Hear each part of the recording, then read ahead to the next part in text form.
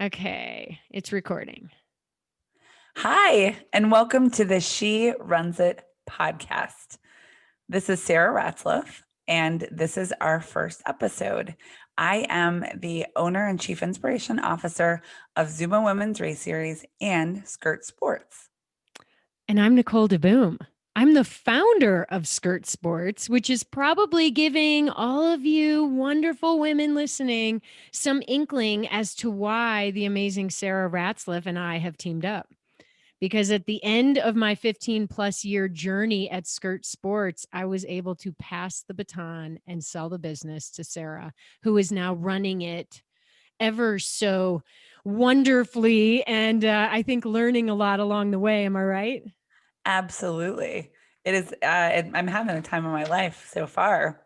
Well, and that's part of why we're coming together here, Nicole, is as you and I came together and chatted about what was going to happen with the Skirt Sports business, we found so much real connection with each other, something that I know I had been looking for. And I wanted to make sure we wanted to make sure that we didn't lose that magic and that there was a way for us to continue bringing that connection to women around the world. Yes. And we're going to be doing it every week or so.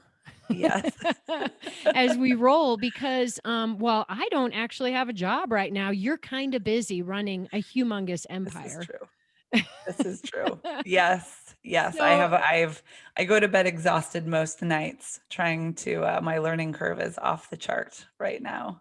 I think most of you listening out there can relate to going to bed exhausted most nights. And I think that's part of why we want to do this, which we're going to get into in a minute here after we introduce ourselves a little bit more. Is that we want to help you manage all of the crazy things that are going on in your life that prioritizes health and fitness. And in a real way, real women's experiences, not sugar coated, and making helping our community come to life and connect in ways that we've always wanted to feel connected. So, real stories of real women is what we want to bring to you. And we're doing it. And we're going to start with ourselves because, yeah, I know we look like superstars. I'm just going to give you a little inside scoop. I haven't showered in 2 days. I threw my hair back in a headband and put mascara on for the first time in 2 months. So if you're watching on YouTube, this is as good as it gets in the Boom House right now. We did happen to talk before we started about we feel like maybe showering should be an episode, like an entire dedicated episode, because I don't think everyone realizes how little we're all showering, especially during the pandemic, especially when you're a mom. That is so true. And especially coming from a background where, I used to be a pro triathlete and I showered probably 3 or more times a day, many days, and sometimes washed my hair that much. I mean, looking Hmm. back on it, that's not healthy. Not showering for 3 days is much healthier, let me just say. But it explains the short hair as well, makes it much easier Yeah, to that's manage actually that true. way. I mean, I haven't ever known any difference. So there you have it. Well, Um, Nicole, why don't you start off? Tell us a little bit about you. Where did you start from? What makes Nicole Nicole? That is a loaded question, my soul sister, Sarah. I think, it's important. We're all so complex, right? But there's always certain points in our lives, certain decision making spots or points where we leapt off, the edge and we took a path. And those are the important areas that I think you all need to know about because at the end of the day, those are what inform who we are right now. So for me, the big things to note are that I actually grew up a little scrappy Midwest girl. I was a athlete through and through from day one. And the sports that I gravitated to were swimming and running. And so much so that by the time I was 16, I'd already qualified for the Olympic trials in the 100-meter breaststroke, and I was a highly recruited swimmer going into college. I spent my 4 college years doing some swimming, a lot of partying, and, having a true college experience, and I graduated actually from Yale University, which is just like I look back and I'm like, "How did I do that?" Because I feel like what I learned at Yale was how to work the system. Like, Right? it was really truly incredible in so many ways, but I definitely did not take advantage of the academics. I will say that.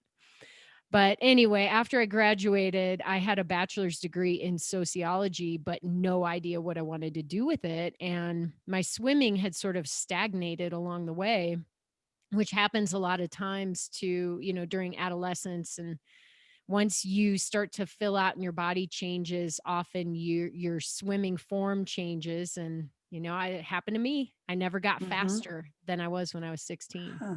I know, isn't that kind of crazy? Yeah, that's crazy because 'cause I'm sure you kept practicing for a really long time to try Well, to get faster. I did. And coming out of college, I probably experienced the first time in my life where I had like a little inkling of what depression might feel like. I am not actually a person that is prone to depression.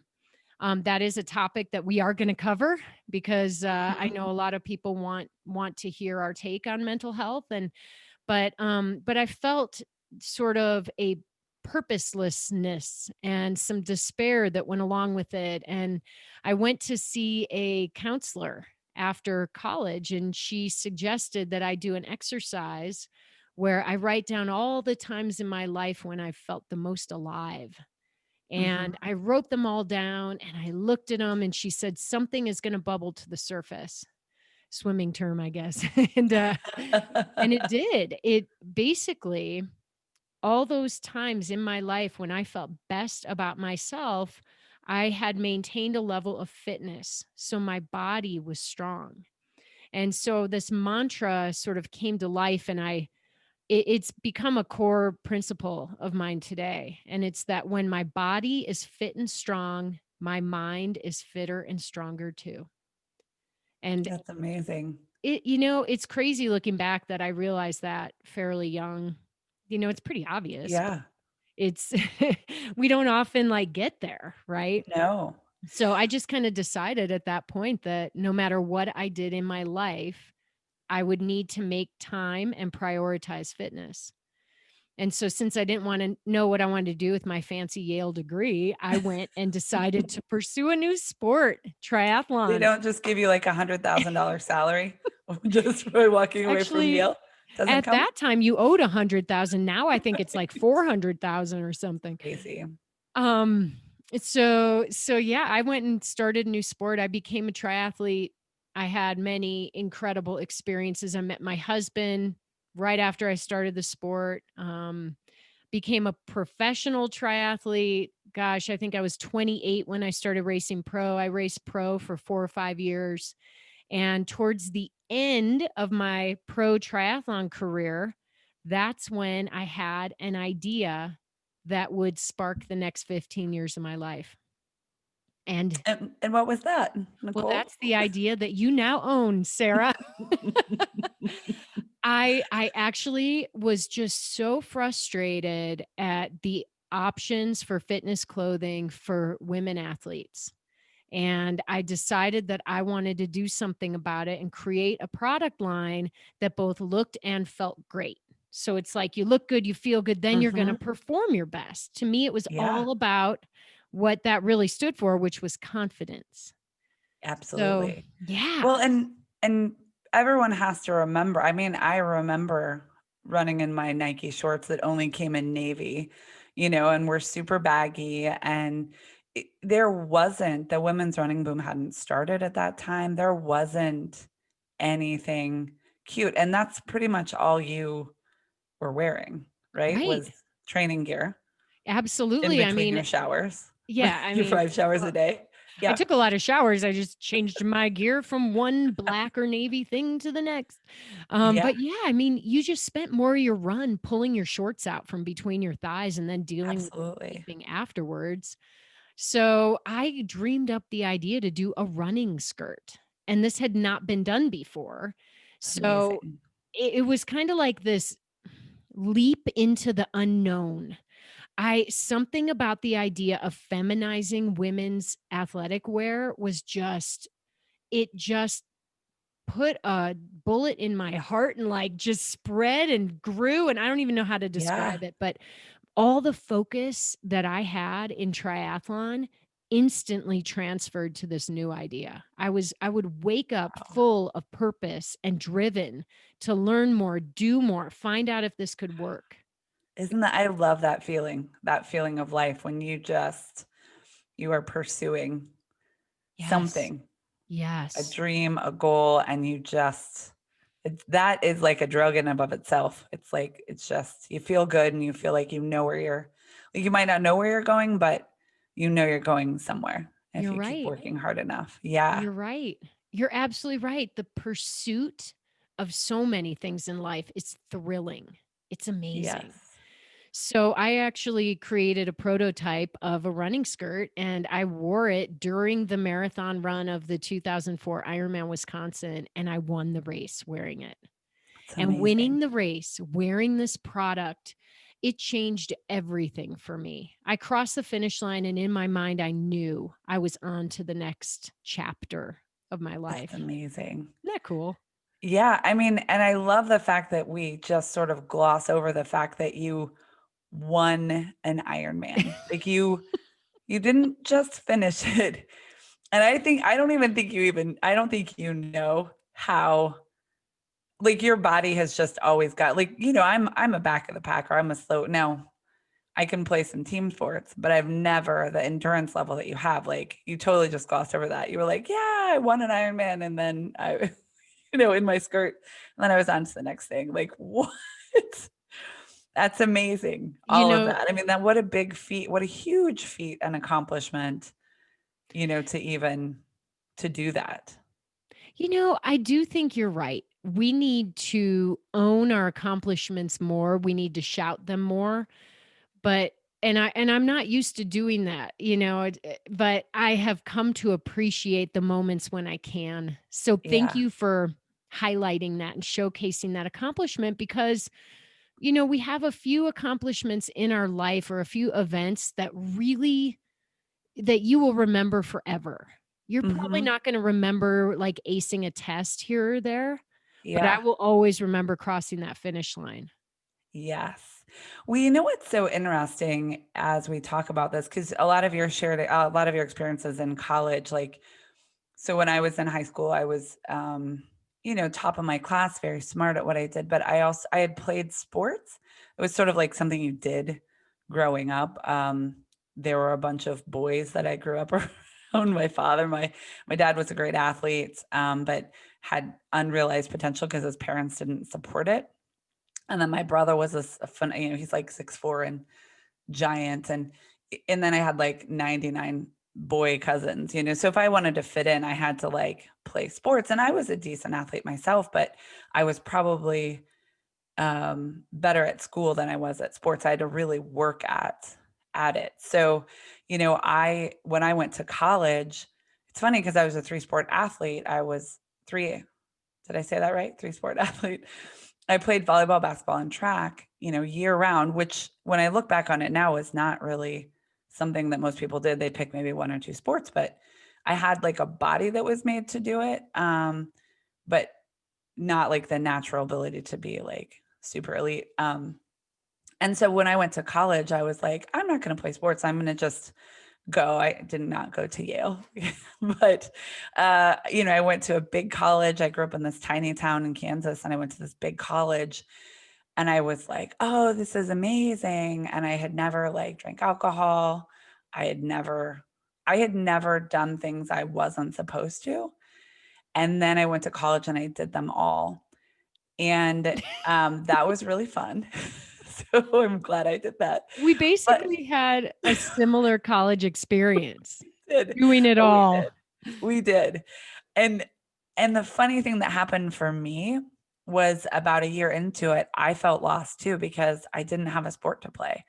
And I literally didn't know what to do with myself since I had been, you know, I don't know, in 6th grade, I had played a sport, and then even through high school, that's all I did. I didn't really have, besides the band, which is also not cool. I practiced sports all the time, and those were my now I had friendships outside of that with, the band. We still are all very good friends, but, um, it was like that one side, and then there was the the girls I played sports with, and I had built so many relationships there. So when I went to college, I struggled with that same, and I actually fell into a pretty solid depression for a while, as well, but I ended up finding, I started playing rugby, and I got introduced to that sport, and that was, like, where I found my home. And I know I've shared this with you before, but that was sort of where, again, I wasn't qualifying for the US Olympic trials. I'm not even sure I was, uh I was just trying to keep up at practice. It's what I was trying to do, but I loved running the team. I loved managing the team. I would put on events. We would, you know, charge money for parking and t-shirts, for our rugby tournaments, and Did it you was just did you pocket some of that money, or did it really go back no. to the team? No, it all went back to the team. It did.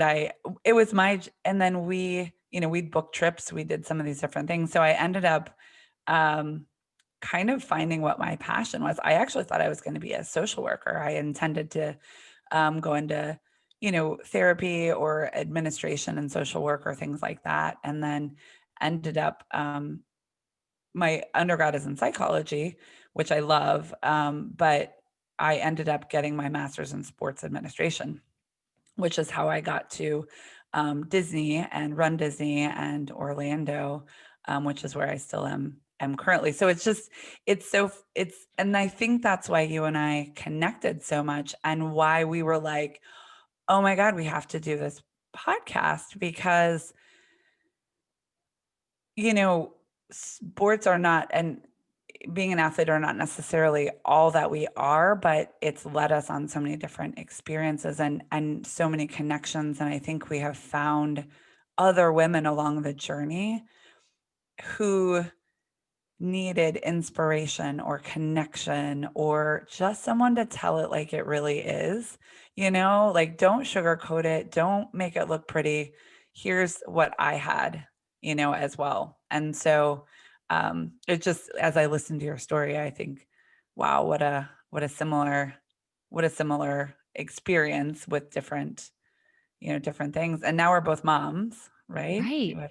Well, and I think one of the coolest things is that we both hit a low point, right? In Mhm. college or right after college at a very important time. And if sport didn't come into our life at that point, or for me, change to a new sport, and for you, reinvent itself, we may not be here today. And so Right. sport is the thing that pulled us up out of a hole and Mhm. propelled us forward.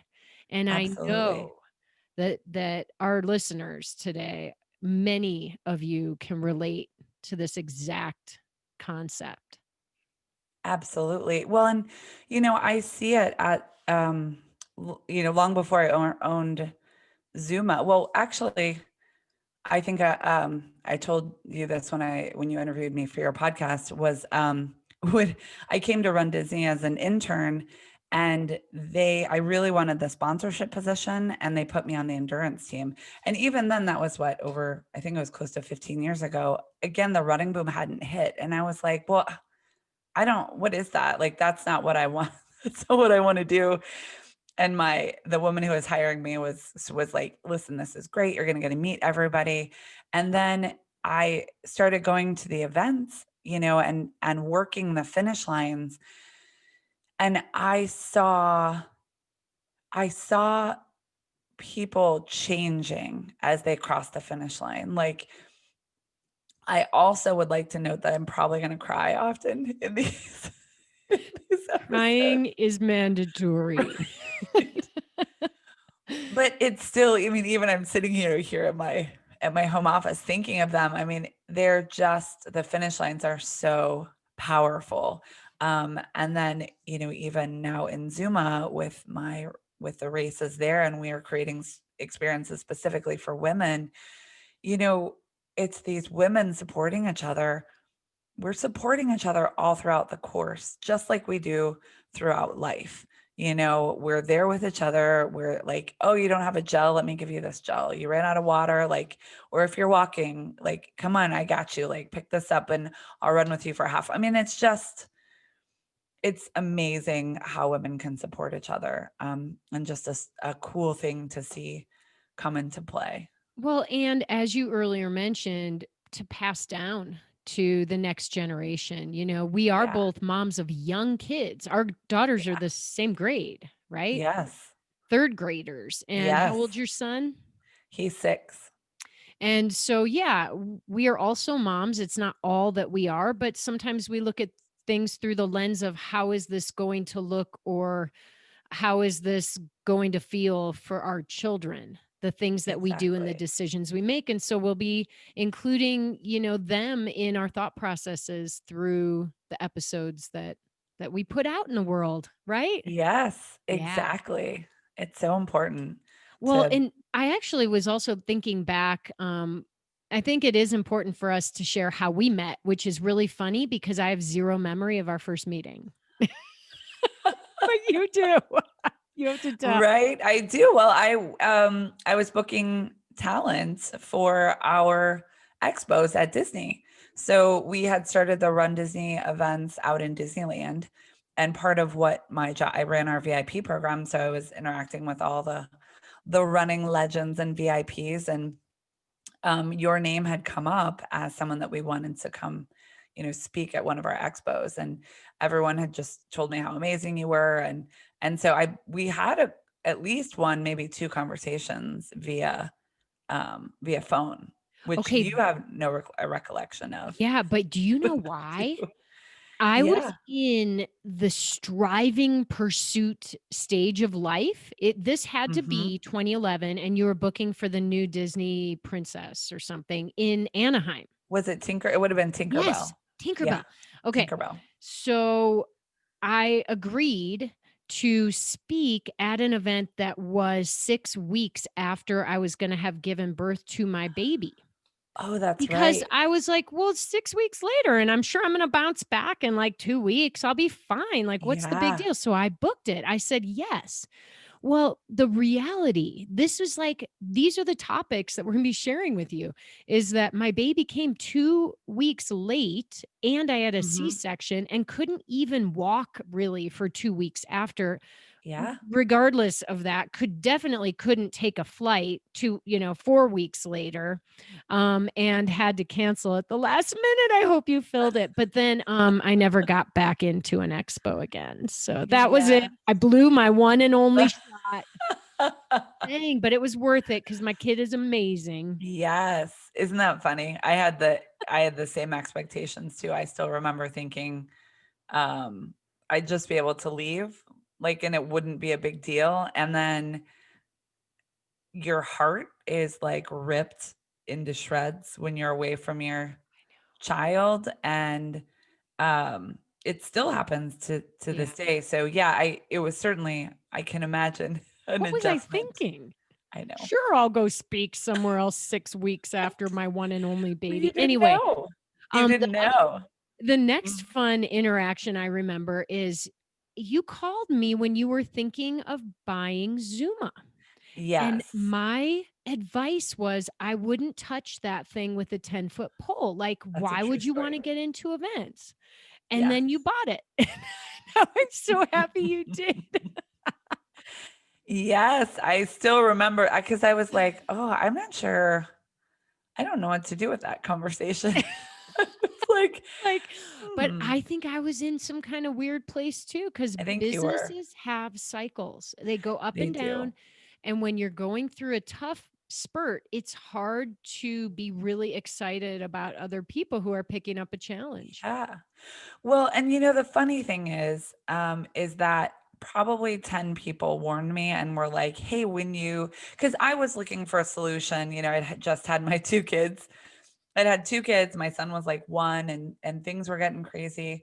I was just struggling to work this like 9 to 6 job, come home, now take care of two kids. And it was the events business, right? So I was like, I need more time at home. I need more time with my kids. My daughter was struggling with being very anxious and she needed more time with me. And so I was looking for the solution and I was like, oh, I should start my own business. I put on events for Disney, so it'll totally be fine to do these on my own. And yeah, probably 10 people were like, hey, when you buy your own business, actually I hear you have much less time, you get super stressed out. Like, and I was like, oh no, it'll be fine. It's gonna be fine. And it wasn't. Let's be very clear. 2 years, it was rough, very rough. And now things are, after, and that's what everyone eventually said too, was 3 years into the business, it starts to even out. But to your point, yeah, it's there's cycles, but there's that passion too of us wanting to do something. It's something only women we can create. Um, Something that we want to see ourselves that you don't get from big box companies. Nike came pretty close to it with the Nike women's half, but it was still, a big company. There's different things that happen when your passion meets your drive. Um, and you can overcome things differently. So anyways, that's, I get on my soapbox. So but yes, that we interacted then. And then Zuma kind of was eventually taking off and doing well.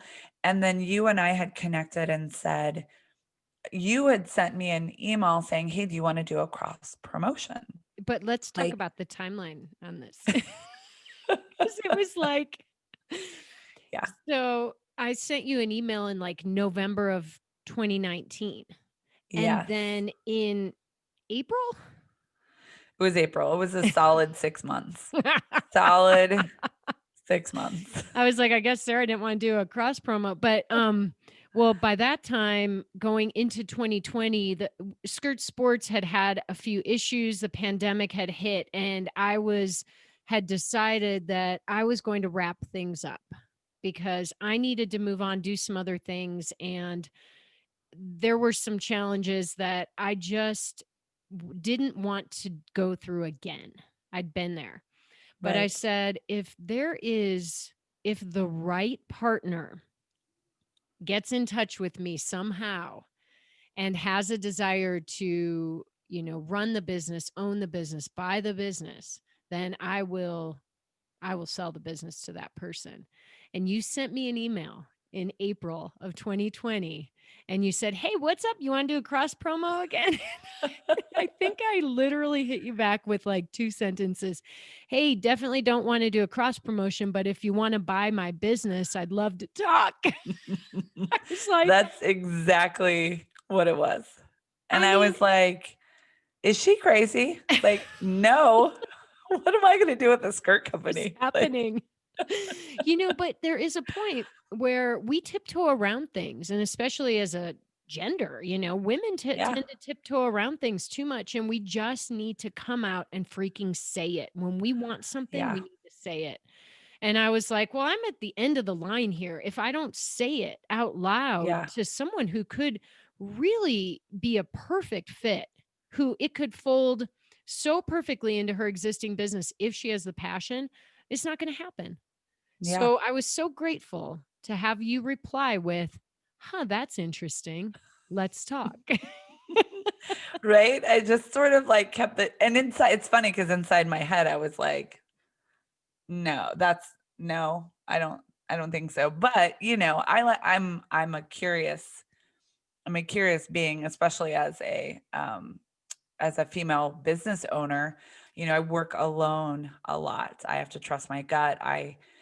make a lot of decisions on my own. And it was an interesting, thing to sort of see also behind the back door of what you'd been doing. You learn a lot from other women when they're willing to share knowledge and information from you. And so, I mean, that's part of what I was thinking. I was like, well, I don't know, let's, share some more information. And you sort of did. And then over the months, I think we just really enjoyed talking to each other, and it it it, it became clear what a good fit this was. And I think the possibilities began to open up in my mind of what could this look like? And oh, hey, don't forget we're in the middle of a freaking pandemic. What Like, better time? let's not forget about that. Yes. I will also say during this time with Skirt Sports, I fielded probably 30 to 40 phone calls.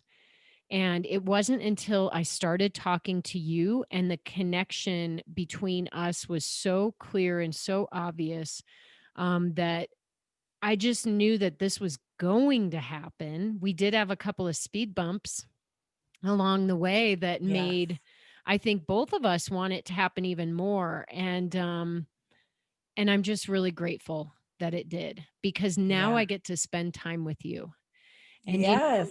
I think our goal with this podcast is to do the episodes in 30 minutes or less, and we're probably at like 30 minutes right now, aren't we?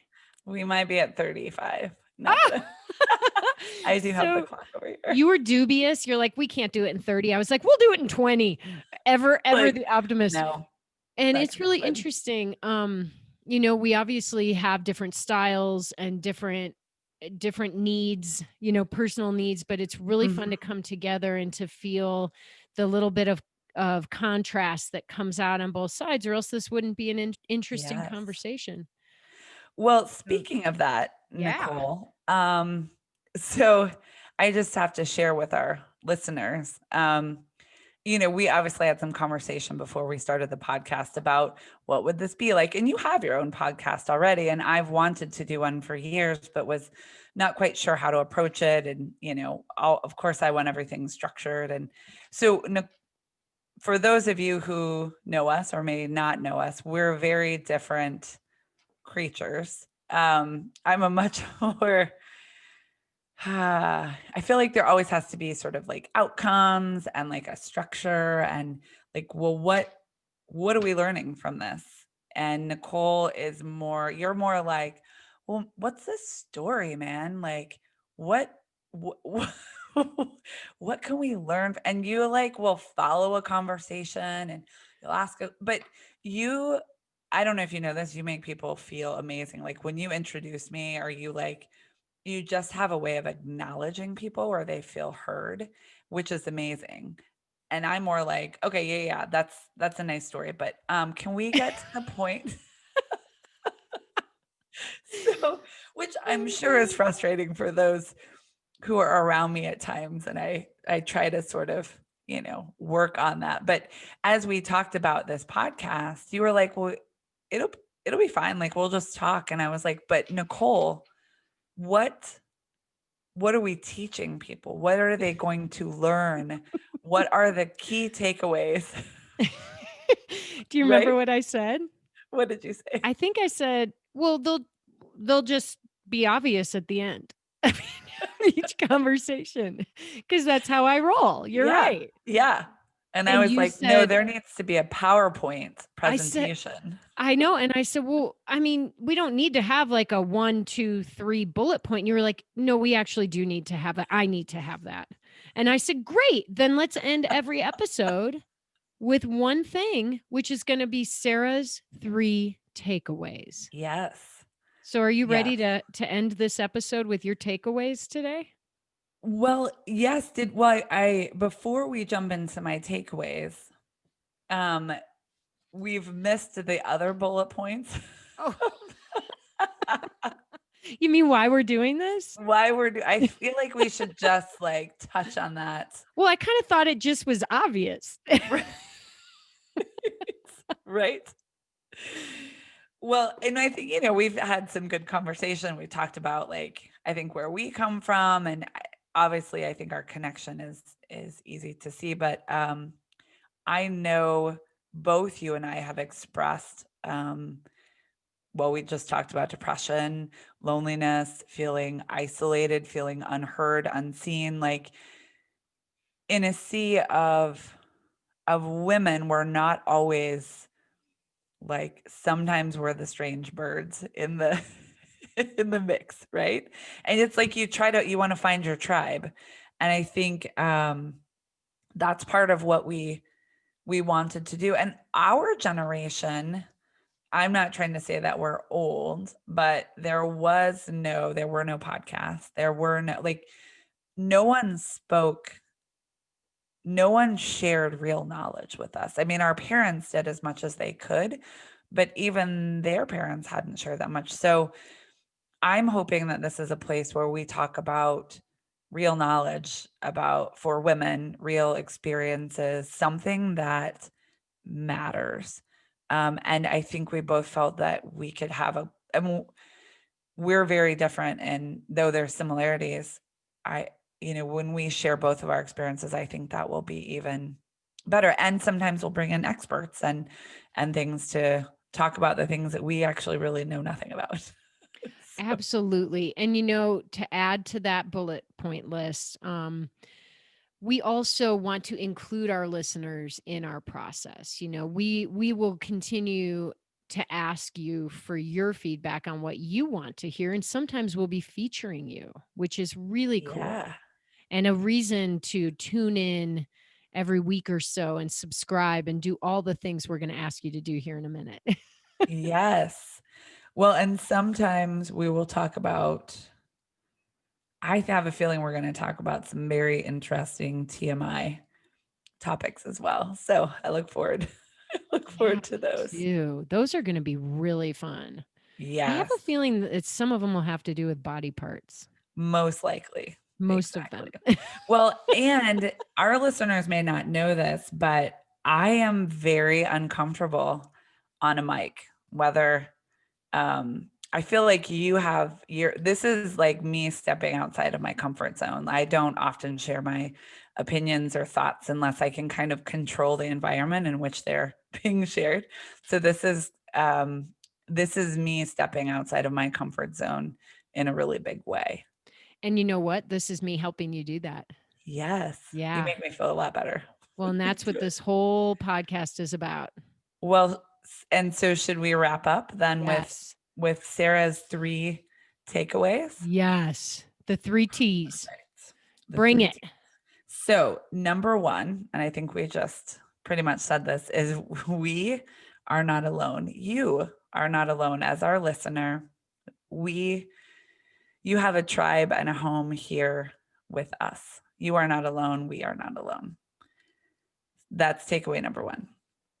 Takeaway number 2 is you don't have to have a perfect plan. You just have to start and keep moving forward. I mean, if you look at Nicole's trajectory from an athlete and a business owner, there wasn't a set plan.